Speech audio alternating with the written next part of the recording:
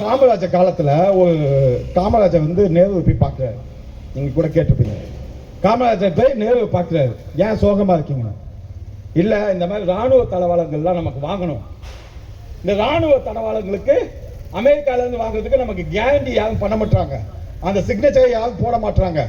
அமெரிக்காவில் உள்ள ஒரு பேங்க் வந்து ஆத்தரைஸ் பண்ண மட்டும்தான் நமக்கு அமெரிக்க அரசு இராணுவ தளவாளங்களை நமக்கு கொடுப்பாங்கன்றாங்க.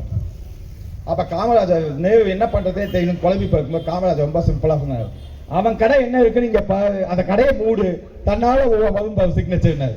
அவன் கடை அமெரிக்கன் பேங்க்னு ஒண்ணு இருந்ததுங்க. ஓகே, அமெரிக்கன் பேங்க மூட சொன்னாரு. அடுத்த நிமிஷம் அமெரிக்கா பேங்க் ஓடி போய் சைனை போட்டான். அதை தான் நான் இன்னைக்கு தமிழ்நாடு கவர்மெண்ட்டுக்கும் விண்ணப்பமா வைக்கிறேன். தயவு செஞ்சு இந்த கேஎஃபி மூடுங்க.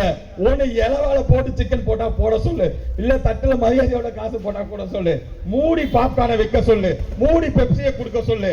50 ரூபா 10 ரூபா பாப்கார்னுக்கு 350 ரூபா வாங்குறத மூட சொல்லு ஃபர்ஸ்ட். ஏன்னா எனக்கு படம் பார்க்கறது என்னோட அத்தியாவசிய தேவைடா. அதை போய் லக்ஸரி போட்டு அதுக்கு 27% டாக்ஸை போட்டு 200 ரூபா டிக்கெட் எனக்கு வேணாம், 60 ரூபா போய் எனக்கு ஏன் லக்ஸரி? நான் என்ன பிளாஸ்டிக் சைடில் படம் பார்க்க மாட்டேன்றா, 50 ரூபாய்க்கு படம் பார்க்கவே. நான் அப்போ ஸ்பான்ஸ் வேணும்னு கேட்குறேன், படத்துக்குன்னு போய் உட்காடுறேன். ஏன்னா ஒரு தியேட்டருக்கே நான் 1 மணி நேரம் பேசணும்னா இன்னும் நாட்டு பிரச்சனை எப்போதான் பேச போவேன்னு எனக்கு தெரியல.